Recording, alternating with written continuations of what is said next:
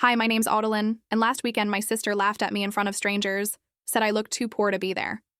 The boutique staff joined in. Noon stopped her, not even my mother, but what they didn't know is that the man quietly walking in. Behind them was the husband I never mentioned and what happened next. Let's just say when the truth walks in wearing a tailored suit, silence is louder than shame. Before we dive in, what time are you listening to this and where are you?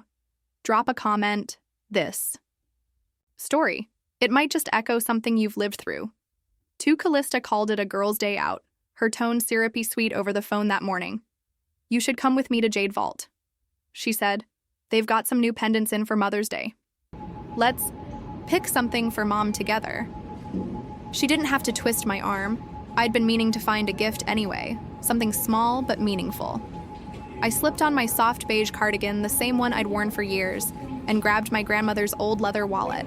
From the table by the door, the stitching was frayed in places, but I still ran my fingers over it with care. It smelled faintly of cedar and mint lotion, and I always carried it like armor. Callista pulled up in her white Tesla sunglasses perched on her head like a crown. You ready? She asked, flashing a smile that didn't quite reach her eyes. I nodded and slid into the passenger seat. She didn't ask about my morning, my work, or how I was doing. She talked about herself the entire 10-minute drive to Scottsdale Mall. Jade Vault stood like a glass temple at the center of the plaza, its emerald signage gleaming beneath the Arizona sun. Inside, marble floors stretched underfoot, lit by chandeliers that cast sharp diamonds of light across the displays. Women floated between counters, their heels clicking softly, all draped in silk and confidence. I could feel it the second I walked in, how out of place I was. Callista led the way, her heels tapping like a metronome. She wore a fitted blazer, gold hoops, and that perfect red lipstick she never seemed to reapply. Heads turned when she passed. I kept a quiet step behind her, holding my wallet like it meant something here.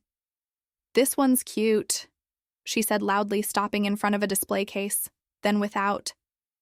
Even glancing my way, she added, not that you'd be able to tell. A few boutique staff looked up.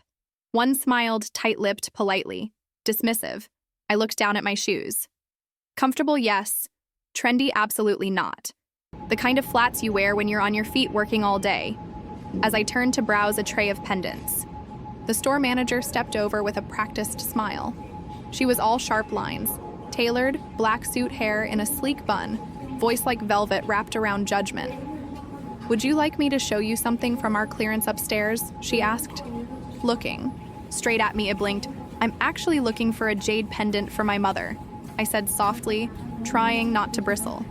Callista chimed in, voice just loud enough for the nearby customers to hear. She likes to look, but don't worry, she's not really shopping. She laughed like it was a private joke, then added, she's just here for the air conditioning. The manager chuckled and turned to Callista. Would you like a glass of champagne while you browse? Love one. Callista beamed, accepting it like royalty. No one offered me anything. I kept browsing. I didn't want to give her or anyone else the satisfaction of seeing me flinch. My hands were steady as I examined a simple jade pendant. It was small, round, with a light green hue that reminded me of my grandmother's eyes when she was young. Not flashy, just honest. That's a nice one, I murmured to myself. Callista's voice floated over my shoulder, sharp as glass. She always does. This pretends she's one of us. It's kind of cute, honestly. I froze. Two women nearby turned. One whispered something, the other stifled a smile. The kind of smile that says, bless your heart. I should have left, but I stayed. I straightened my shoulders, walked up to the counter, and quietly placed the pendant down. I'd like to buy this one. The manager raised a brow, glanced down, then looked back up at me. Oh, I'm sorry. That one's reserved for a regular client. Behind me, Callista chuckled. It's okay. She just likes to pretend, play dress up. I said nothing. I placed the pendant back on the velvet tray. My fingers were cold, though. Though the room was warm, I didn't cry. I didn't defend myself. I just turned, holding my grandmother's wallet a little tighter. As I walked toward the door, I caught sight of the security camera above the checkout counter. Its tiny red light blinked, capturing everything. Callista's smirk, the store manager's smirk. My silence, behind me. Callista's voice rang out like a song she'd been rehearsing. This will make a cute little story for our group chat. I didn't look back. I stepped out into the Arizona sun, wondering how many times you could be erased by your own blood before you vanished completely. The air outside the boutique still held the burn of late spring, but it couldn't compare to the heat in my chest. I didn't say a word as I slid back into Callista's car. She didn't either. She adjusted the AC vents, tapped on her phone, then finally tossed a glance my way. "Try not to embarrass anyone next time," she muttered, eyes fixed on the road. "It's just a store, Odalyn. You make everything so dramatic." I clenched my jaw. Not because of what she said, I'd stopped expecting decency from her a long time ago, but because somehow I still let her talk to me like that. Still got in her car, still gave her chances to be someone she clearly never wanted. To be the ride to Mom's house was quiet, save for the low hum of Callista's playlist, trendy pop music that grated like nails on glass. She didn't ask if I was okay. Didn't acknowledge what happened inside the boutique. Just scrolled through her phone. And smirked. Every now and then probably replying to someone in that group chat she mentioned. When we pulled into Mom's driveway, I gathered my small box from my lap. The jade pendant I'd bought weeks ago sat inside, nestled in soft cotton. I'd ordered it online. After seeing Mom admire a similar one in an old jewelry catalog, I'd even paid extra for engraving to June. With love, Callista didn't wait for me. She beeped the lock and strode to the porch ahead of me like she owned the place I followed. Slower pressing the gift box gently in my palm, Mom was in the kitchen arranging tulips and lees in a large ceramic vase.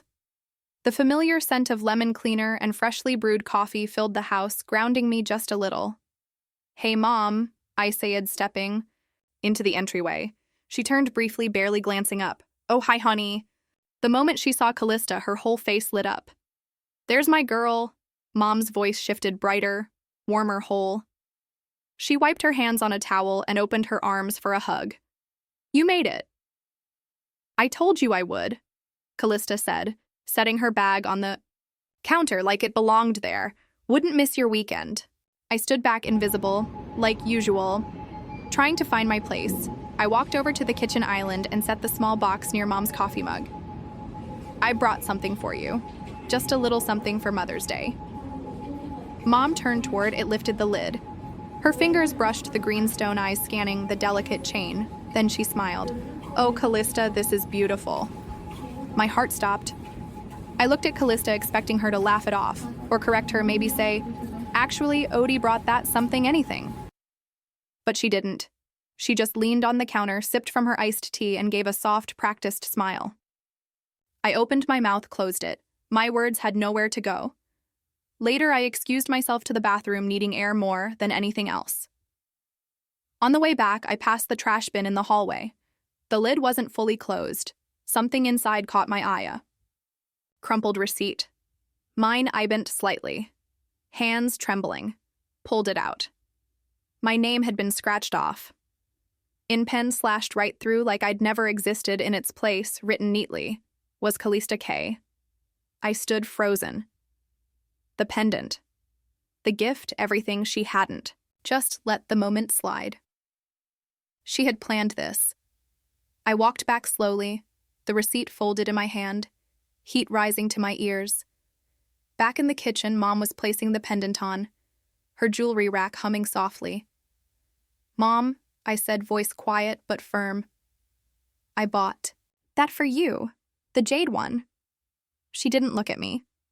"Don't be silly," she replied. "Callista gave it to me." "No, she didn't. I did weeks ago. I have the order confirmation." I turned, then setting the pendant down. "Why must you always make things difficult?"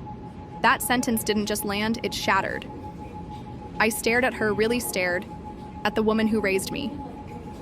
The woman whose hands once wiped my tears after my first heartbreak, whose voice used to read me bedtime stories when Callista refused. And she had seen it. She had seen, the tag was changed, seen me standing there ignored. She knew, but she chose the Lee. The rest of the visit blurred. Later, as the sun began dipping lower behind the backyard trees, Callista announced, "We're doing dinner tonight with Mom and some friends, just a little thing, industry people." Or she gave me that look, the one she always used when she wanted to cut and pretend it was a compliment. You'd feel out of place. You know, it's kind of a networking dinner. I nodded. Once, didn't fight it. Sure, I've got things to do anyway. Neither of them stopped me as I picked up my bag. No drive safe. No thanks for coming. No love, you just silence as I walked out. On the way to the curb, I passed Callista's luxury SUV. Its polished windows reflected back a distorted image of me, tired eyes, shoulders. Drawn in, clutching that worn-out wallet like a lifeline, I wasn't sure what they saw when they looked at me, but I was starting to see it. Someone who'd become far too easy to overlook. Even my mother knew the truth, and she looked me in the eye and chose the lie. Instead, I drove home from Mom's in silence, windows down, hoping the rush of desert air might clear the ache that had settled in my chest. The streets of Scottsdale were golden and quiet, Sunday easing in like a sigh, but inside me, everything throbbed. Not from shock anymore, just the slow pulse of knowing I'd been erased again. My little condo was still sun filtering through the blinds in streaks across the living room carpet.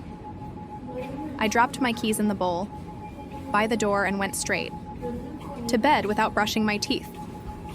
Not out of laziness, just that bone-deep exhaustion that comes when you've been reminded for the 100th time that you don't belong.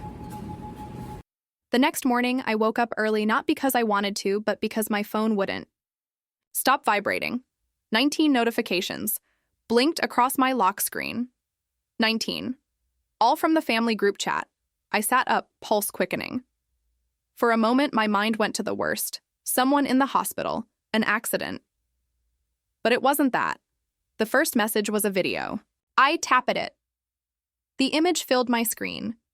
There I was, me from the day before, standing at the boutique counter holding the Jade pendant. Callista's voice cackled in the background. She just likes to play rich. She can't actually afford it. The manager's smirk. The way he took the box from my hands and handed it off like I was a child stealing candy. And there I was, backing away. My face stunned, caught in profile as I turned to leave. A laughing emoji floated beneath the clip sent by my mother, under it a message from Lauren, Callista's friend, still shopping like a princess on a peasant budget. No one, no cousin, no aunt, no distant uncle said a word to defend me. The clip had already been shared across multiple messages, different angles, different timestamps. Someone had taken the footage from the boutique security camera, maybe with a phone filming the monitor. One of them must have asked the staff to show it back, probably for laughs. My hands trembled. I wanted to feel rage, but all I felt was tired in a way that made me wonder if anything I did would ever matter to them again, if it ever had. I closed the chat. Seconds later, another notification popped up. A new photo, Mom, Callista, and 4 other family friends dressed to the nines wine. Glasses in hand, seated around a long candle-lit table. The caption read, "Done family whole and proud." There was no sign I'd ever existed. I searched the tags. No mention of me. A comment from a cousin I hadn't seen since high school. "Where's your sister?" Callista replied. She had other things. I sat still for a long moment, not angry, just erased. I opened my laptop and pulled up Callista's public profile. Scroll after scroll, post after post, smiles, celebrations, brunches, charity galas, and always our beautiful family. This, and so lucky to have these roots that. But something caught my eye. A birthday party last year. I had been there, I knew I had. I'd brought the cake, I'd taken the photo. And yet, when I looked at the post there, I wasn't. The picture had been cropped. Another one. A Thanksgiving dinner from 2 years back. I'd made the green bean casserole. I remembered the smell, the laughter, even Callista's eye roll when I brought it. But there were no signs of me in the photos shared. Not even the group photo. I wasn't just missing, I was being deleted. My finger hovered over the screen, stunned by how meticulous. It was like someone had gone in with a scalpel and cut me out. Frame by frame, I left the couch, walked into my bedroom, and opened the bottom drawer of my dresser. Inside, buried beneath an old sweater, was a framed photo. Me and my grandmother, sitting in her backyard sun, catching the strands of her silver bun. Her hand was on mine. No filters, no edits, just us. I held it close and whispered, "You saw me." Even when no one else did, my phone buzzed again. This time it wasn't the group chat. It was a number I didn't recognize at first. No name attached, just a message. "Hey, saw you in that video. Are you okay?" I stared at it, unsure how to breathe. Then the second message came. "It's Elijah from college, remember me, Elijah." I hadn't heard that name in over a decade. Now I stared at the message for a full minute before my fingers even moved Elijah. He hadn't called himself that back in college, everyone said. Eli, I used to tease him about it, say it sounded too clean-cut for someone who practically lived in the art building, wore ink-stained jeans, and read Neruda in the laundry room. I typed, "Hey, I'm okay, I think." Not even 30 seconds passed before the typing bubbles showed up. "I'm in Scottsdale today, I was passing through, but if you're up for it, brunch." I hesitated. Not because I didn't want to see him, but because I wasn't sure which version of me he remembered. The girl who dared to write op-eds calling out our own university president, or the one who helped him breathe through a panic attack before his first internship interview by pacing the quad with him for an hour. Definitely not the one who'd just gone viral for being treated like gum stuck under a boutique counter. Still, I found myself replying, "Sure, 100 PA. I'm okay." He sent an address, a tiny brunch cafe tucked behind a used bookstore. Used to love. I dressed simply a tan blouse, jeans, the one pair of sandals I owned without a worn strap, and I carried my grandmother's wallet, not because it matched, but because it had become the only thing that still felt like mine. By the time I got there, he was already seated by the window, 2 glasses of iced tea between his hands. His face hadn't changed much. Just a little older, sharper around the edges, but his eyes, warm and steady, felt like a memory pulled into the present. "Hey, stranger," he said, standing as I approached. "Hey, yourself." I sat unsure what to do with my hands. He didn't waste time. "I saw the video," he said gently. "I figured you okay?" I gave a half smile, not really knowing how to answer. "It's just family stuff, he didn't let me off easy." "Audalyn, that's not family stuff. That's cruelty.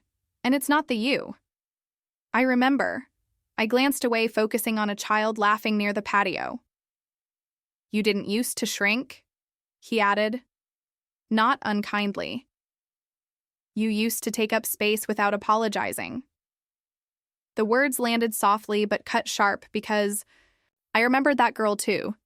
The one who argued with professors, organized fundraisers, made people uncomfortable with how confidently she stood for things. I remembered her voice, and I remembered the last time I heard it.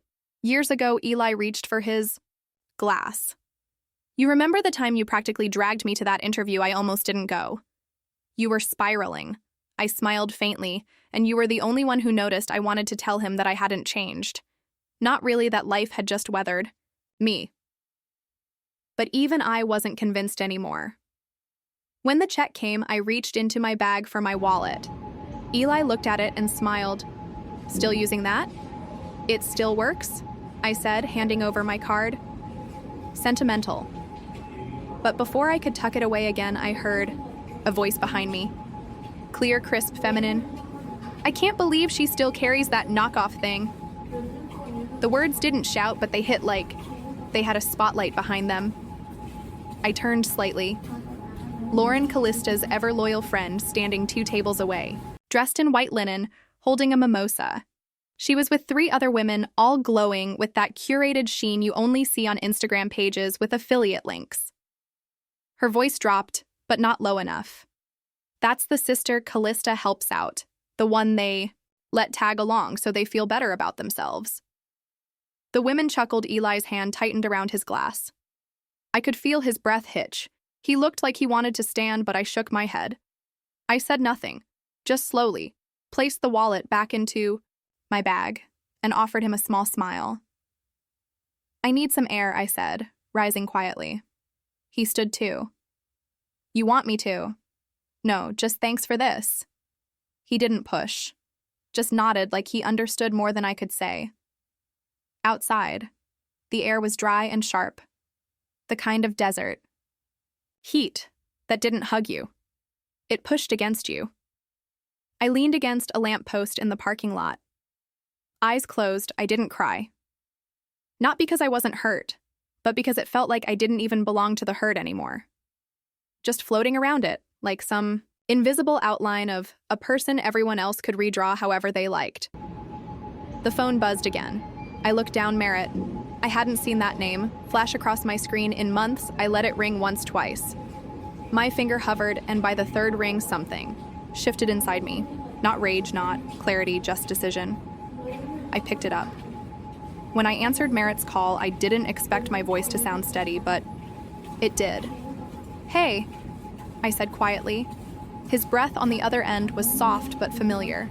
"You still carry that old wallet, don't you?" A laugh escaped me, unplanned, unguarded.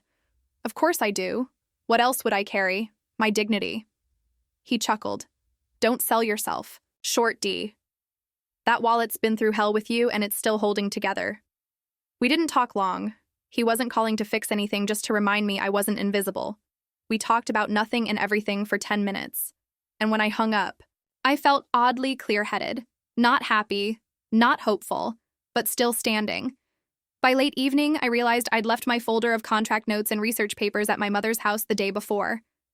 They weren't important to anyone else, but they were mine. They were what I had left of my freelance casework. My attempts to restart a career in nonprofit consulting that had been derailed after a family emergency I'd been pulled into and never quite climbed out of. So I got in my car and drove back. The sun was already down and the desert air had cooled. I parked along the curb, not wanting to pull into the driveway and feel like I was intruding again.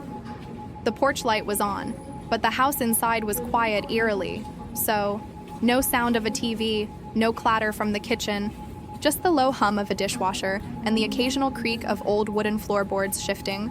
I stepped in. Michos made soft contact with the tiles, but no one turned. My mother was at the counter arranging tea towels, her back to me. She didn't glance. "Up, I forgot a folder," I said. That was it. Callista's voice drifted from upstairs. Something about her calendar for the week relayed on speakerphone to what sounded like a assistant. I walked into the living room and found my folder on the armrest of the couch right where I'd left it, but before I turned to leave, something on the mantel caught my eye. It was the pendant, the Jade pendant, the one I had ordered weeks ago, boxed with tissue paper and a handwritten note in Mom's favorite lavender. Ink. Now it sat center stage on the mantel, encased in a custom glass box with a brass label. I leaned in to read it to Mom, from your eldest, always proud to be your daughter. Love, Callista. I stood there frozen. I'd felt many things before. Shame, anger, humiliation. But this was theft in slow motion. And worse, no one even tried to hide it. My throat burned, but no words came. I turned, clutching my folder, to my chest, like it could hold me up. "Mom," I whispered. She didn't turn around. "I gave you that pendant." Finally, she faced me. Her expression wasn't cruel, just tired, dismissive. "Why does it always have to be about you?" That's all she said. As if what I'd seen didn't matter. As if truth only existed in how it made others feel. I didn't argue, I didn't cry. I walked. Out quiet as I'd come in. Back at home, I changed into an old cotton t-shirt and sweatpants, made tea. I didn't drink and opened my phone. The screen was still lit when I unlocked it. One message from my cousin Janie, meant to send this to Lauren. Oops. Just. Ignore, attached a screenshot. It was from a private family thread I hadn't been invited to. Maybe I'd been removed. Maybe I never existed in that version of our family. The image showed me at the Jade boutique reaching for the pendant. The boutique manager, smirking Callista's caption. Can't believe she really thought she could afford something real. A reply. Poor thing.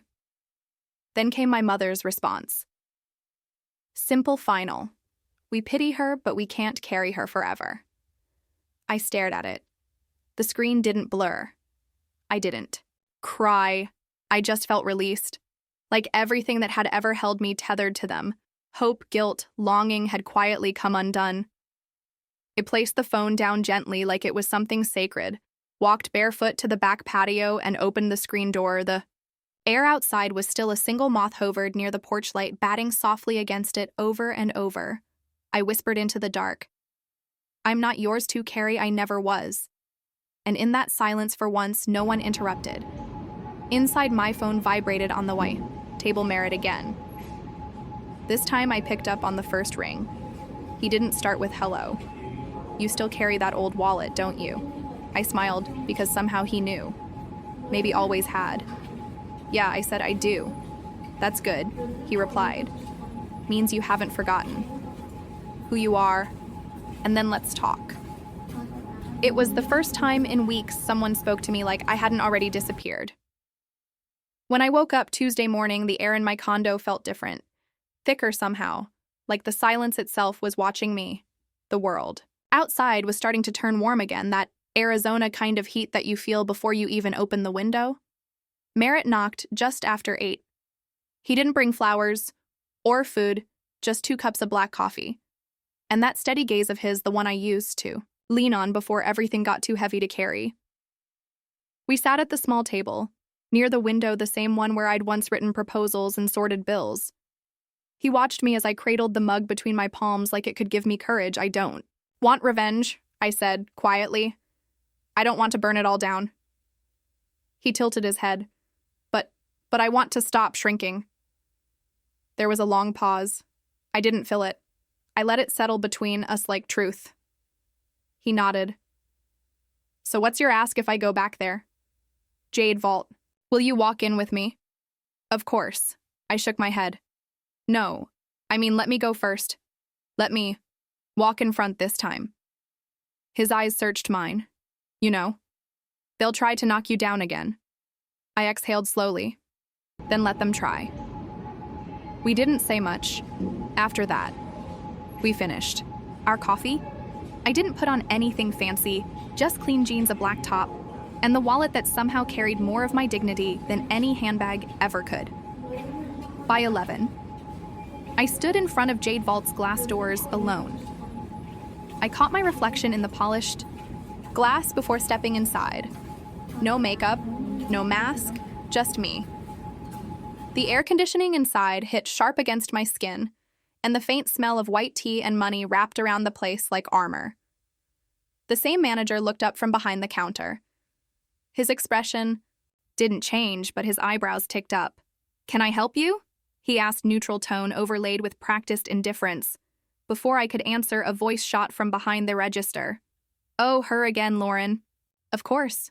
She stepped out from the back like she'd just been waiting for her entrance. She was dressed in blush pink head to toe like some curated Instagram post. Her heels clicked across the tile like applause meant for herself. I kept my tone. Calm.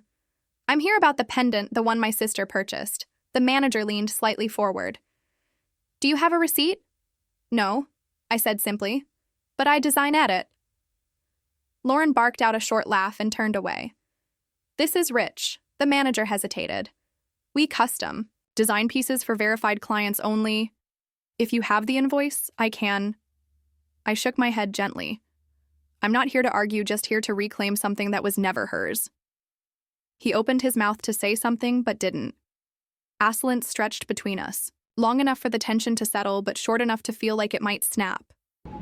Then I heard it low just behind me. Lauren leaning close to a new associate I didn't recognize. She's not shopping. Last time she tried to walk out with something. The word shoplifter wasn't shouted, but it was loud enough to travel. The manager straightened. Ma'am, I'm going to have Toscu to leave the premises.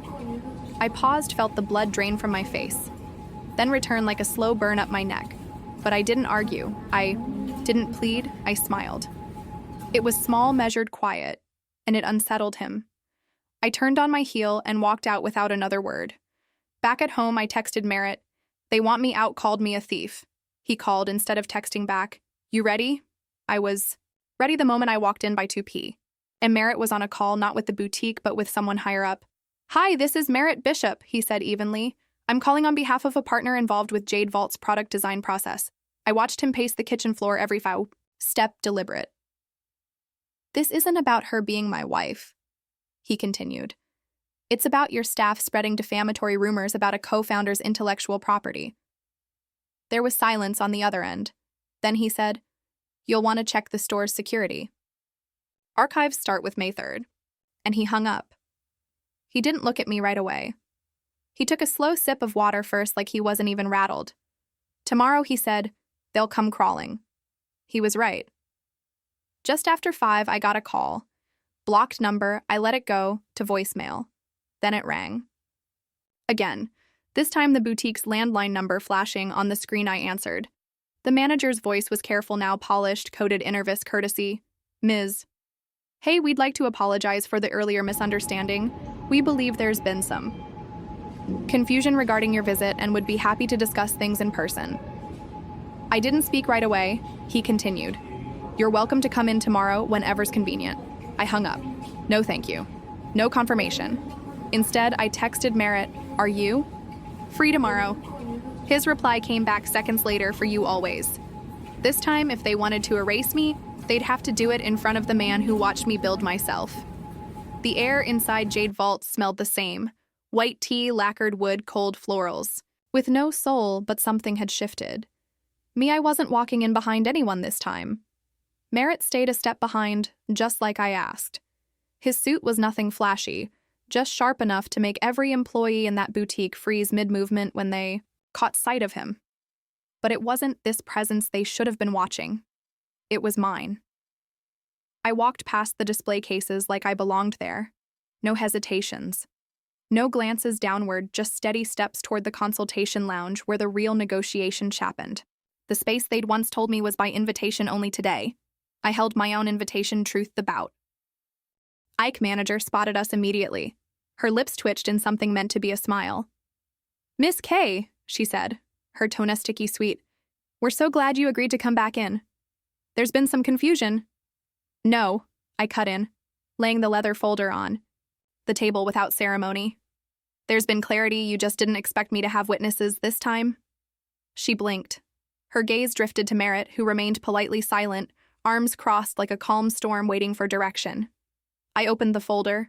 Inside me, original sketch of the Jade pendant signed and dated months before, Callista's little shopping performance fabric samples notes in my handwriting, one Polaroid of me holding the first resin model smiling in the sunlight of my old condos. Balcony. The manager's eyes widened. For the first time, her hands trembled. A junior designer peeked into the lounge. I recognized her immediately. Melina, quiet intern I'd mentored back when I still thought Jade Vault could become something worth giving.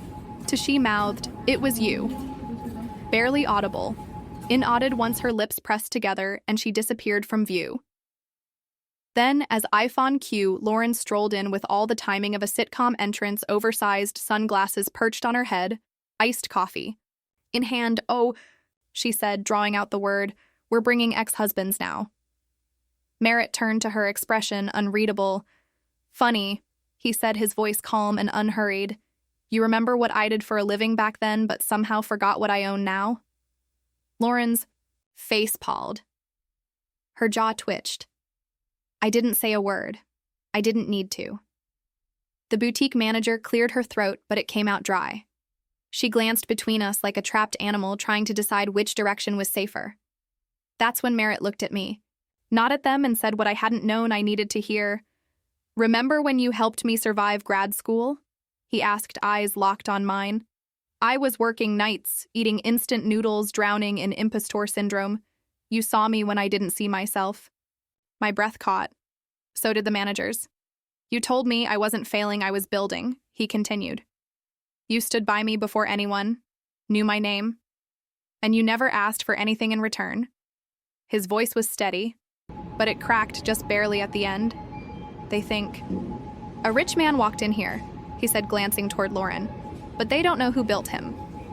No one spoke. Even the ice in Lauren's cup stopped crackling. I turned back to the manager.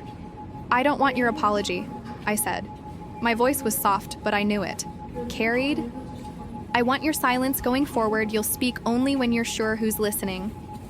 The manager nodded, her gaze cast down. I closed the folder and slid it back into my bag.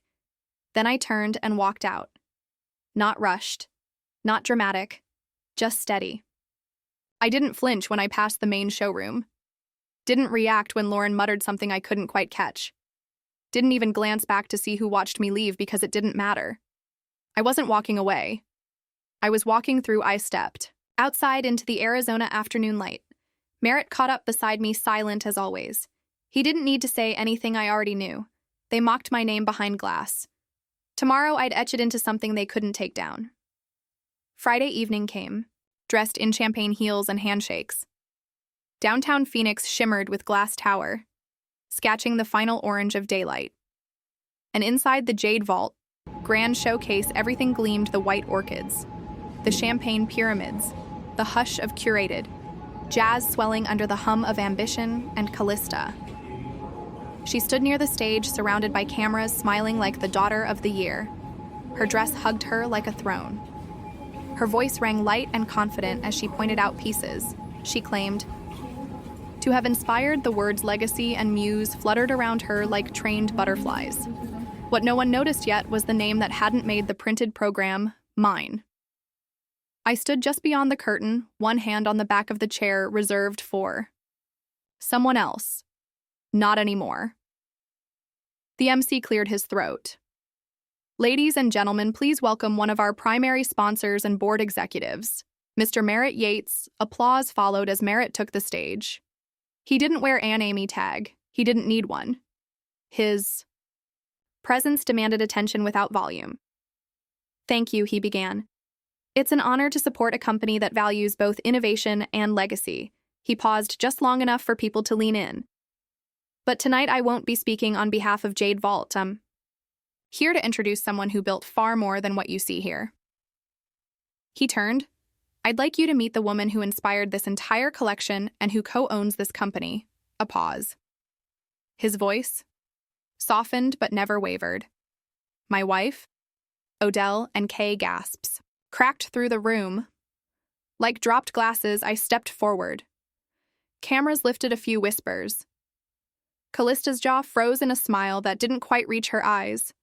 But I didn't look at her. Not yet. I walked slowly, not toward the podium, but to the chair, front row stage left. A chair custom-made weeks ago. Gold-plated plaque across the back, design consultant, Emerita. Okay, Callista had thought it was hers. She'd picked the color, requested the placement, even asked the team to confirm the calligraphy looked elegant. It did, just not for her ESAT. I didn't wave, I didn't smile. I simply placed my hands on the arms of the chair, this chair, and waited. Merritt stepped aside, a hush spread like breath held too long. Then a voice from somewhere middle row. Right. Wait, she's the one who drew the lotus pendant sketch. Someone else whispered, she's the quiet sister, the real one. The phrase settled into the air like a correction finally made. From the back of the room, I saw Lauren elbowing a photographer. Noonie. Turned toward her. The boutique manager was notably absent. That told me enough. I didn't have to tell the story. It was already telling itself. Backstage, after the crowd moved to the showroom, Callista approached me, her heels tapped too sharply against the marble like she was trying to sound confident. Wow, she said, adjusting her bracelet. So this was your plan? I met her eyes evenly.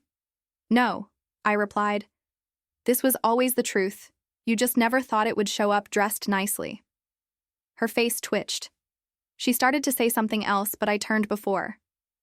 I had nothing left to prove. I'd brought no vengeance, only evidence, and something deeper than that: stillness. As the press gathered near Merritt, I stepped toward a side table tucked discreetly beside the stage. It wasn't part of the main display, no spotlight. No gold trim, just a single glass box lit from within. Inside sat my grandmother's wallet. The old brown leather looked soft under the lights, its edges still worn from years of hands that worked, and gave a small plaque read in. Memory of Delilah Kay, who taught grace through grit. I pressed my fingers to the glass. Not for the cameras, not for the crowd, but for her. For the woman who had seen me when no one else bothered to. Look, I stood there for a while, letting the noise of the room fold around me like background music I no longer needed to dance to. They called me invisible, but tonight they couldn't look away, and I never had to raise my voice. I left before dessert was served. The lights were still glowing behind me, the clinking of champagne flutes and polite applause trailing off as the lobby doors closed. My name had just been spoken on a stage I was never meant to stand on, and that was enough. By the time I reached my condo, the moon was already high. I kicked off. My heels by the door, dropped the press folder on the entryway bench, and let silence wrap around me like a shawl. I didn't want celebration. I wanted stillness to hear my breath again. In the kitchen, I filled a glass of water. The hum of the refrigerator, the only sound. The adrenaline had faded. All that remained was something steadier, like the earth under my feet had decided I was allowed to keep standing. My phone buzzed from the counter. Callista. I stared at the screen for a second, debating whether to open it at all. Eventually, I tapped the notification. You embarrassed the whole family. Hope it was worth it. That was it. No punctuation, no name, just accusation. I didn't respond. Instead, I opened a voicemail I hadn't listened to in years. My thumb hovered over the play button, then I pressed. The voice that came through was grainy but warm. It wrapped around my ribcage like a memory with arms. You don't need noise to be strong, sweetheart. Let them talk. You just keep showing up. Grandma, she must have left it during one of the family fights I tried to pretend didn't bruise me. I remembered ignoring it, then trying to push forward to rise above it all. But now it felt like prophecy. I leaned against the fridge and let the words soak in. No tears. Just relief. The kind that comes from knowing you never really lost yourself. Only misplaced the volume. Later that night, I sat on the couch scrolling through news alerts I hadn't expected. Odalyn K., the silent architect behind Jade Vault. Jade Vault. Board confirms co-founder identity, after showcase surprise.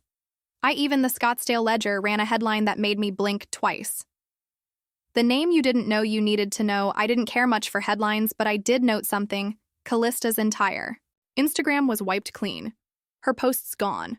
Her captions erased. The curated illusion collapsed under the weight of one undeniable truth.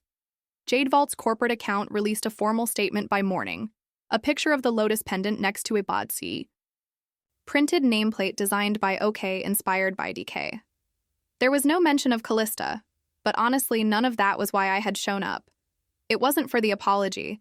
It was to reclaim something I never should have had to fight for in the first place. Dignity. Isn't a title or a moment, it's a way of being.